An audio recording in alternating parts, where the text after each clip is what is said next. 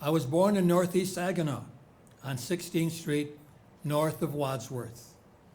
St. Rita's was our parish, and I went to grade school there, staffed by the Grand Rapids Dominicans. It was an unusual place.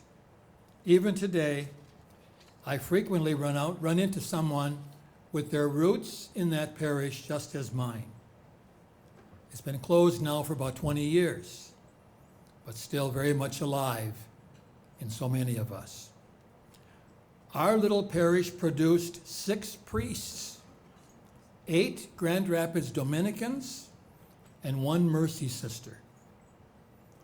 St. Rita's just had the grade school, so we all marched over to St. Joe's for high school, where I graduated with the class of 1948. Growing up, I cannot imagine a time that I did not want to be a priest. I had an unusual childhood. My maternal grandparents lived on one side of us, and the paternal grandparents lived on the other side of us. Every day.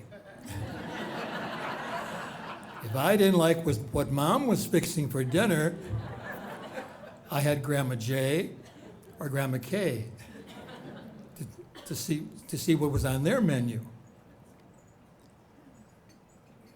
Grandpa J was my buddy. I would play church, and Grandpa was the congregation. For my Mass, I used chaplain's pop and Necco wafers. One day, Grandpa even helped me cut a hole in one of Grandma's tablecloths, so I'd have a chasuble to use. The idea of priesthood was always in my mind. Father Steve Narlock, one of the 3 Narlock brothers, was our pastor, and he was another curé of ours. And the priests of St. Joe's were also responsible for my vocation. There was Father Lamar, Father Roach, Monsignor Bolton, and Father Vaughn. Monsignor Horton in those days was in residence at St. Joe's because he worked full-time at the tribunal. He always took time to give the graduating seniors a course on marriage.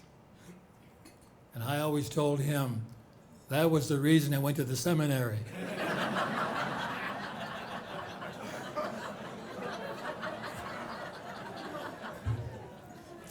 A classmate of mine at St. Joe's, Ron Kresak, left us in his sophomore year to join the Pulaski Franciscans, the priests who staffed St. Thomas for a number of years.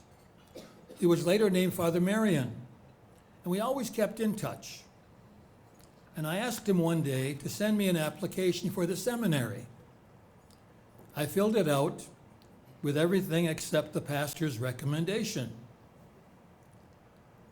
It happened to be the evening before Thanksgiving Day in 1951. Mom and Dad were in the kitchen getting the turkey ready, and so I sat down with them. I told them I had something to share with them. And I said, I'm thinking very seriously about the seminary,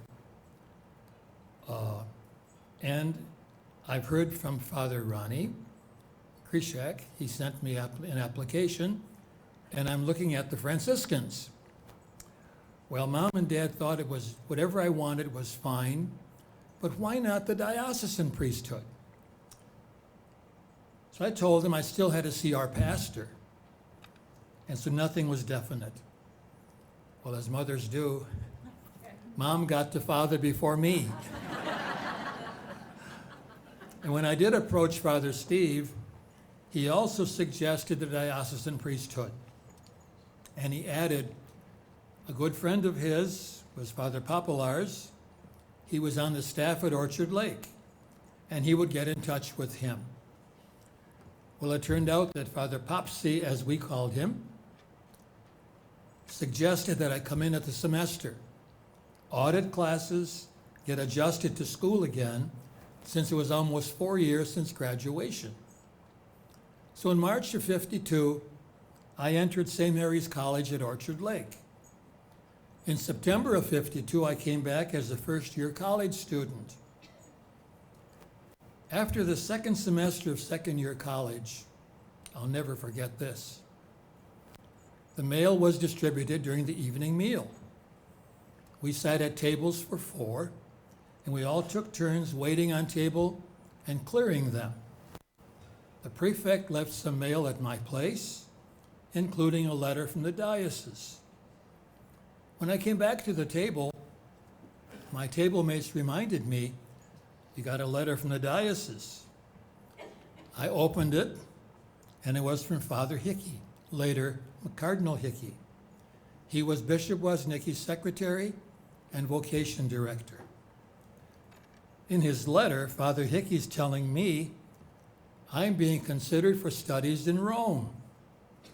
He suggested keeping this confidential for the time being, but he wondered how would I feel about it and what would my parents think. Well, I nearly fell off the chair. I put the letter aside and told my table mates, it was just a note from the vocation director. To their dying days, Mom and Dad never knew I hitchhiked home that weekend. Of course, they were overjoyed and encouraging when I showed them Father Hickey's letter. And my pastor, Father Steve Narlock, was ecstatic. I was one of his 3 seminarians. 2 of us would be in Rome, and 1 would be in Louvain. Someone once asked me about my Rome appointment, and I simply told them that Bishop Woznicki told Father Hickey, "Get that kid out of this country. He's always in some trouble here." That's the story of Rome. I sailed from New York on the USS Constitution in September 1954 and began a 6-year period of studies in Rome, and I loved every minute of it. I was there when Pope Pius XII died, and when St. John XXIII was elected in October of '58, I was in the piazza. I've been back to my favorite city a number of times. My current passport expires next year, and I can't think of a single reason not to renew to get a new one. I was ordained in Rome December 20th, 1959, and stayed there to finish the school year. I returned home for my first Mass at St. Rita's in July of 1960. Looking back over nearly 55 years, it'll be 55 years in December, I would not trade a single day of my priesthood for anything. Remember a few weeks ago from the book of Kings, we had that beautiful reading from the Old Testament? It's one of my favorites. King Solomon prayed for the gift of wisdom and an understanding heart in ruling God's people. Almost from the beginning, I too prayed for those gifts as I dealt with and continue to deal with God's people. I look at the priesthood as the pearl of great price with which I've been blessed. I always remember a passage written by Bishop Unterner where he said something like this: "I am grateful that the Lord has enabled me at least to accomplish a tiny fraction of the magnificent enterprise that is God's work." Again, I wouldn't trade a single day of my priesthood for anything in the world. With God's help, I will do the same thing all over again. Thank you for your attention. God bless you, and don't ever forget to pray for vocations.